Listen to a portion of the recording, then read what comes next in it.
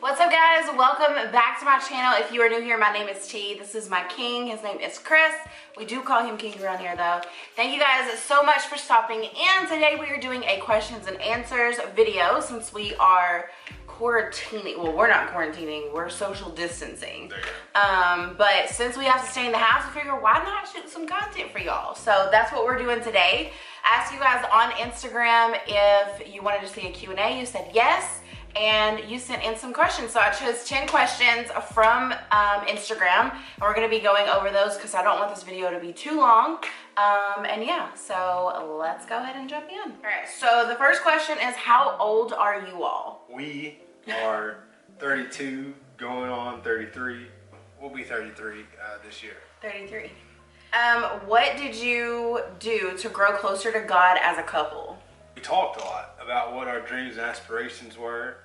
We kind of just, had a vision board. It was your idea to start a vision board of like things that we want to pray for individually and together as a married couple. We just talked about things that we'd like to achieve, within our lives, and that drew us closer and closer to God. You can't really have a marriage without God or being in the center of it. You can't really have your true passion or true self outside of God, so it was just a natural fit that was always been there. And on top of that, something else that we done to make sure that we stayed connected to God through our relationship, to make sure that he stayed the foundation and in the middle of our relationship, the one that we consult always, was not only do we worship and go to church together, one of my favorite things to do, but we also watch sermons. So even if he has to go to work and I'm home, working from home, then we will watch different sermons and we will send it to each other. Like, oh my gosh, you've got to see this. Like, we email each other sermons back and forth all the time.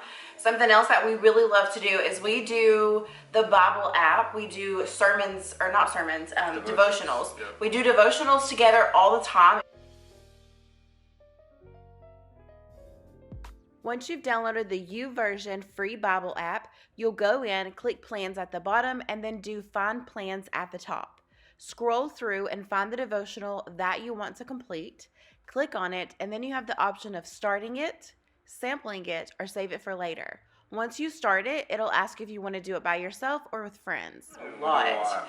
And this gives us a platform to really talk about certain things about the Bible, certain things that's going on in our daily lives that we might really not share or miss between each other because we're not, physically together.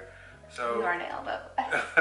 but it just allows us to talk around some of the ideas of, growing, spiritually, and then growing, physically together, and then spiritually together. We have deep conversations a lot.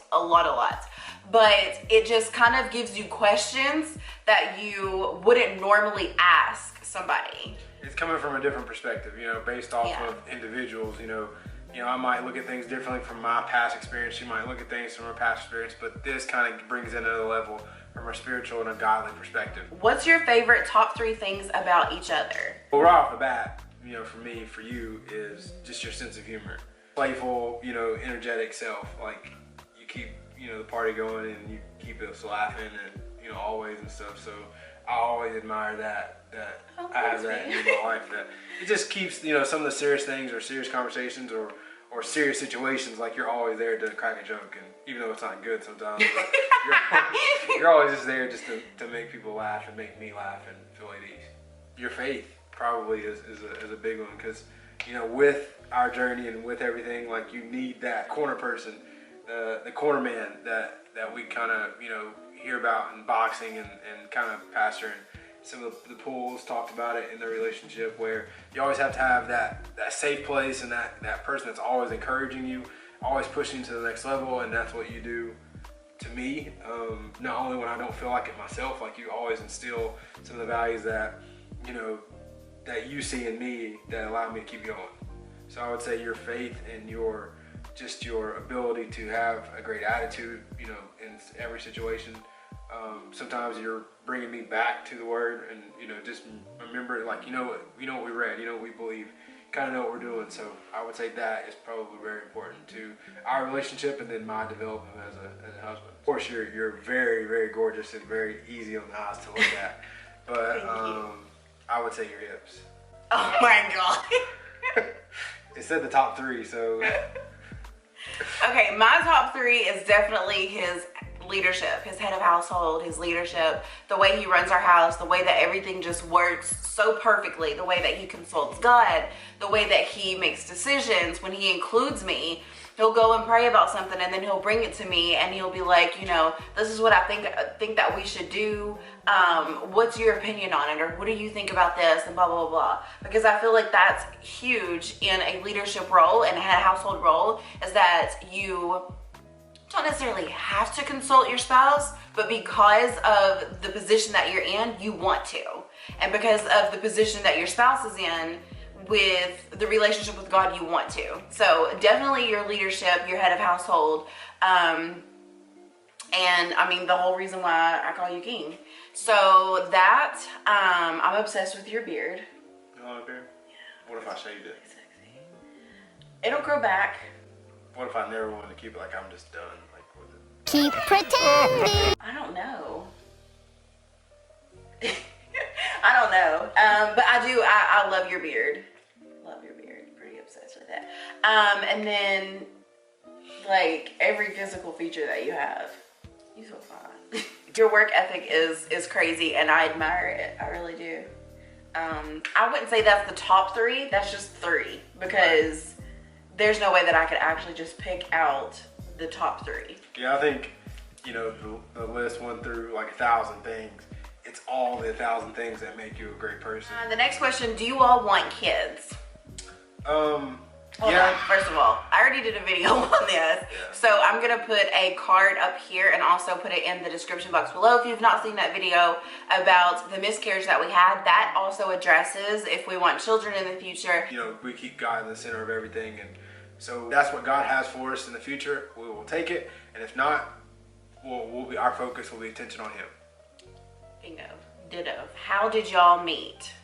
So for this question, we're gonna do a story time. We're gonna do a story time on how we met and our first date. But just to kind of throw it out there, make sure that you are subscribed so that you can see that video. We're gonna actually film that probably today or tomorrow. But we have known each other ever since we were like little kids. Our dads were best friends in high school, and we'll get into the rest of that, how we actually got together in another video, because we actually didn't go to school together, so it's an interesting story. Next one is, where are you all from? We're from good old Tennessee, like backwoods, small town Tennessee. East Tennessee, home of pals. Home of pals. Ooh, I miss pals. Home of pals. Ooh, I've been craving some pals during the If you don't know what quarantine. pals is, Google it. Instagram it. They're on Instagram. They're on Facebook. Did you all have a moment when you knew the other one was the one? I don't think so for me. Well, actually, I take that back. Wait, what? I take that back. Excuse me? There was a moment. We had actually broke up. Woke up and got back together. To get her back, I had the sweater. We got back together, and it kind of clicked. Like, yeah, this is who I want to spend the rest of my life with. What about you? Was there a moment when it like clicked? When we first started dating, I was like, yeah, she's. I don't like your head like that. She's serious.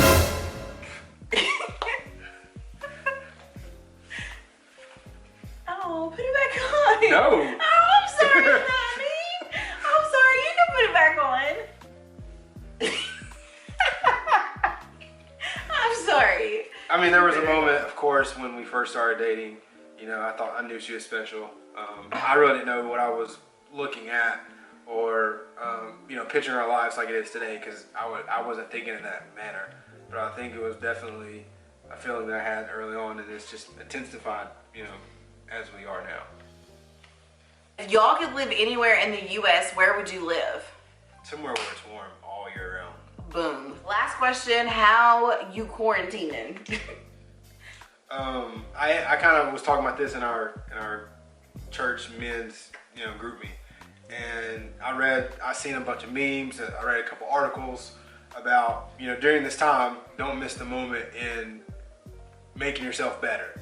Like, prepare for tomorrow in this situation where today we're actually at home, you know, working from home, you know, only can go out for food and supplies and stuff, but prepare for tomorrow. After this is over, like, what are you doing to make yourself better? So there's like a list of things that I gave the group that I'm working on personally myself, And I thought it was really good that, you know, you kind of look at it that way. Like, you know, this too shall pass. You know, God is in control. And, you know, when you come out of this, like, what are you going to do to make yourself better? And there's a list of things that I feel like I've purposely focused on to make sure my life is better, you know, after this is over. So I haven't eaten. No, I have been doing a lot more of devotionals. I've taken time away from my phone. That was really huge. I think we both spend less time on our phones during this time, which is good. But it's because it's easy because we're home and, you know, your battery never dies. And for real. You have all the time in the world to look at social media or just look at random, you know, stuff and lose your mind in a world. And that's exactly what it does, is it loses your mind. You start to think differently because you're constantly inside of something else instead of being, if you're constantly on your phone and you're in the Word, okay, that's one thing. But if you're looking at a whole bunch of different things, I feel like that is where you start to lose yourself, and then the days start to run in together and you don't know what's going on, and you start to feel sad and depressed, and you just want to be out with people and all of this other stuff. I'm not a social butterfly. He definitely is. He likes being around people. I could take it or leave it if we're being honest. But I'm definitely not a social butterfly. So everybody's like, oh, I miss being around people and blah, blah, blah. Your girl chilling. I like this. I like it just being the two of us. I have no problem with that whatsoever. I'm not one of those big people that's like, oh my gosh, I miss, you know, being around people and stuff like that. So with social distancing, I have to remind myself that because sometimes I have social anxiety, and people are constantly pushing you to reach out to a whole bunch of people, expecting on people and all of that stuff, and that gets overwhelming if you already have social anxiety. So I did take 2 days away from my phone, not just from Instagram and, you know, Facebook, but from text messages, phone calls, voicemails, emails, all of that stuff. I literally put my phone up and did not look at it for 2 days, and I'm definitely going to be doing that every so often during this time that we have. I really just watched TV. I watched some sermons. I listened to music. I danced around the house. I just did a couple of other things. I also was kind of nursing like a little bit of a back injury, so I did that. I rested. I slept. Really healing up from the surgery and stuff that I had. Yeah, the best thing about social media is also the worst thing about social media is it gives everybody a voice and it connects people all across the world. And you hear some of the same instances and experiences that you're going through, and it helps people, you know, get along certain senses when you feel like more people are on your side or understand what you're going through. But it also gives everybody an opinion. Sometimes it can bring you down a rabbit hole where you don't know what's really truth and what's really, you know, false, because everybody's opinion is their own opinion, and as long as you keep it at their opinion, you're fine. But when you start consuming, you know, other things and multiple things all at once and all the time, like, you can lose a false sense of reality. You know, I've been focusing on, we've been having, you know, deeper conversations every single day because we have more time, because we actually have a face-to-face, you know, connection or physical space where we're in the same room more often. So it allows us to have deeper conversations, and that's, you know, I think that's good. I think we've been spending a little bit more time in our devotions throughout the day, and to, you know, get us, you know, kind of talking about, you know, spiritual things, because we are at home a lot. I'm working on a consistent golf fade cut shot to add to my repertoire. So hopefully, I am tired of watching old Tiger videos. Hopefully coming out of this, I will be able to hit a on-command fade with every club in the bag. Understand? I don't understand. Just wait. And I am tired of watching old sports videos, old golf videos. It sucks that there's no Masters this weekend, and you know, the whole leading up to it and built up for, you know, since the PGA, and it's been tough, and there's no live golf in sight because right now it's the 1st of April, so that's tough. So yeah, that is all of the questions that we have, because we didn't want this video to be too long. But listen, honey, if you are not already subscribed, you're gonna want to do so, because we have more videos coming out. We're gonna do the story on how we met. We're gonna do the story on our first date, which is very, very comical, which won't take long because the date didn't last for a long time. And then I would like to see it. And then we're also going to do another story time where we tell you our elopement story and all of the details surrounding it. So make sure that you guys are subscribed. You do not want to miss those 2 videos. And if you have any video ideas that you want us to do, maybe some challenges or anything like that, then make sure that you leave those in the comments below. Make sure that you turn on that notification bell so that you can get notified whenever those videos do go live. And don't forget to follow us on Instagram. I'll have all of that information in the description box below. And we'll see you guys in the next video. See you guys. Bye. Here's what life is. It's this canvas. And one day you started off with 1 paintbrush, and then you got married, now you got 2 paintbrushes. The completion of that picture is your life, so don't rush it.